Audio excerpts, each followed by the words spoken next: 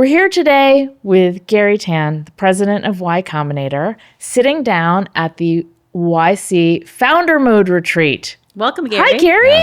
Hey. It was such a great conference. It was super fun. It was just amazing.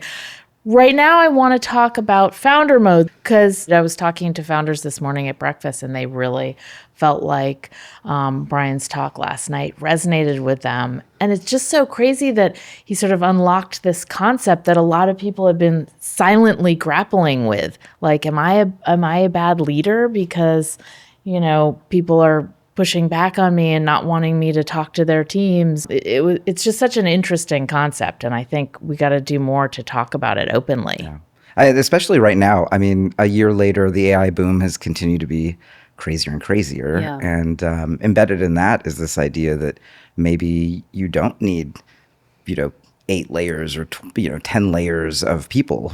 A lot more you can do just by using AI agents. And that's certainly what we're seeing in the startups right now. That's right. Companies, probably a dozen of them that came to this conference the past couple days got to tens of millions of dollars in revenue, literally with only 5 or 10 people. So that's the first time that's ever happened.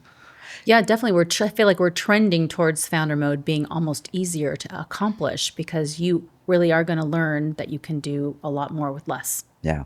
Maybe that's the lesson there. I think Brian said last night in this new age of AI, all startups are going to have to reinvent themselves. Do you think that's true? Yeah, definitely. I mean, we're seeing it. If anything, even the huge startups that are already unicorns and decacorns, from this conference, I feel like we heard lots of stories of suddenly people's margins and profitability are just going up through the roof. So do you remember when Dropbox came out and then they held their prices pretty constant, but then the price of hard drives came down so much that Dropbox went from something that people said, oh, how's it ever going to make money, to suddenly, oh yeah, it's making a lot of money, actually. Yes. I feel like, what happened for them with the price of hard drives, that's about to happen for just, human-like smarts. Yeah. Like you just have AI agents, instead of having to hire 1,000 people to do some process, literally we just zap the rocks and the rocks do it even better. And it's repeatable. And, companies that were sort of maybe barely profitable or, maybe they were taking all their money and putting it into growth. Like suddenly they have twice or even 10 times as much money to put into growth. And so everything can happen faster. The limiting reagents are now less and less actually the people. And, when you don't have to have that many people, actually it's less and less money also. Like we're going to have way fewer companies run out of money because, they couldn't impress that next investor. So this is all really good news for startups. In a way too, like more money, but more clarity on how you want to spend it. And it's not necessarily going to be on human capital. It's sort of what I think you're saying. And then I think what we're trying to do here at YC is actually that there's not going to be some fixed number of 10 startups a year are the only ones that could possibly be valuable. I think I would argue YC very actively helped turn that from 10 or 20 years ago to 100 today. Every single year. And I think that we're funding 10 or 20 of the 100 that really, really matter.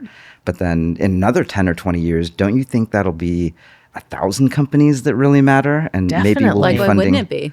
Yeah. And then our hope is that we're funding half of them. Yeah. What have been your exciting takeaways from this retreat that we've just been on? I guess the most interesting thing to me is that because all the founders are all the way in the weeds talking with all the AI labs, they're actually implementing these things in, Fortune 1000 companies. I guess we just get a front row seat to see, all of this stuff is real. Like out there, you open up the Wall Street Journal and you read AI, and it's very easy to say, oh, none of this is real. This is just Silicon Valley doing its thing again. And then when you come here and hear the stories of, people are, working their 80-hour weeks trying to build these new businesses, but they're working and they're awesome. And then, even the dynamics of what's happening in AI, like I think that's kind of the good news. The best news I heard, I think, from this conference is actually that startups have a chance. That there's this other view of AGI and super intelligence, artificial super intelligence coming. That there's going to be fast takeoff, and suddenly like nobody's going to have any jobs, or nobody can have a company or startup anymore. And I think that we might be entering this moment where the scaling laws are not, they're sort of slowing down a little bit. And then that gives everyone a little bit of a break. Like that's actually really good for startups. People can actually rush in and create new things and establish a beachhead and, sort of expand. And I think that that's a relief, actually. Garry, did you have any founder mode stories from before you got to YC when you were, running your own business? I mean, I guess candidly, I feel like similar to Brian, it really resonated with me that he said, "Oh, well, I feel like a people pleaser," and I think you knew me many years ago, and I think you would probably say that I was a people pleaser, and and I think the moment where you're, whatever you're working on, it might fail or it might die. That's when like a CEO is probably truly born. Because then you have to let people go. You have to really make a lot of people quite upset. Yeah. Yes. And then, how you can tell if you're in, if you've been through one of those crises is that on the other side of it, all the worries that you had were basically not valid. Like it was actually fine. Not like it didn't happen, your worst case scenario in your head, like we're going to do all these things. Everyone's going to be so mad. And then you do it. And everyone's happier. Exactly. Yes, Brian always says it's really hard, but everyone is happier afterward. Yeah. And then I think that's the path for founders too. I mean, at YC, we fund really technical people who, I wasn't a jock. I didn't, do team sports. Like I didn't really have a part of my brain that spent a lot of time thinking about, team dynamic or, how do I get people to do things per se.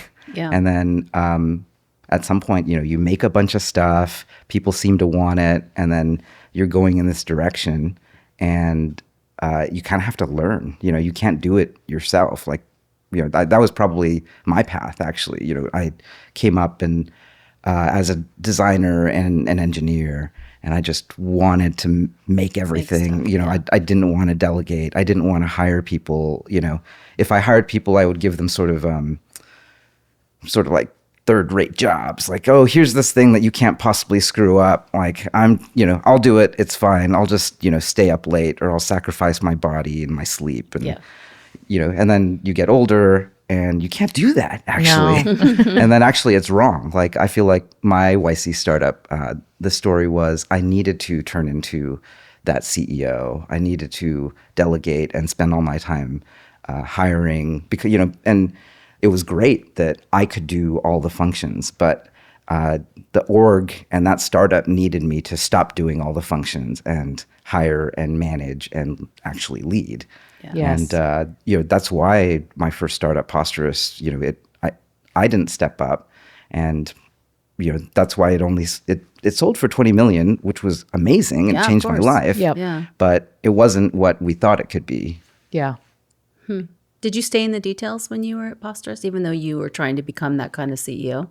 Oh, gosh. I mean, if anything, I was only in the details and I didn't delegate at all. So, Extreme founder mode. Yeah, exactly. I mean, I think there's something in the middle, right? Like founder mode is not, you're a tyrant. Founder mode is also not, I'm going to go up into the sky and not pay attention to anything. Right. But it also wasn't what I was doing in my first YC startup, which was, that was IC mode. Brian said last night, lead with empowerment and not autonomy. And I think that sort of captures the essence. Yeah. You want to be partnering with people and showing them by example what good work is and what a good product is, but you can't say, okay, you're on your own. Yeah, because then you lose. Well, control's not the right word, but then you don't know what's happening in your own company. Yeah, I mean, some of it's just accountability, right? If you're not paying attention, you're just not going to get the outcome you want. Right. But the reverse is also true. Like if everyone knows you're paying attention, then actually a lot of magic can happen for your mission. That's right. I think that's a great place to end. I love that we're doing a founder mode retreat. I think it's such an important topic. And thanks for coming on the Social Radars today to chat with us. Thank you, Gary. Thanks, guys. Bye, Gary. Bye.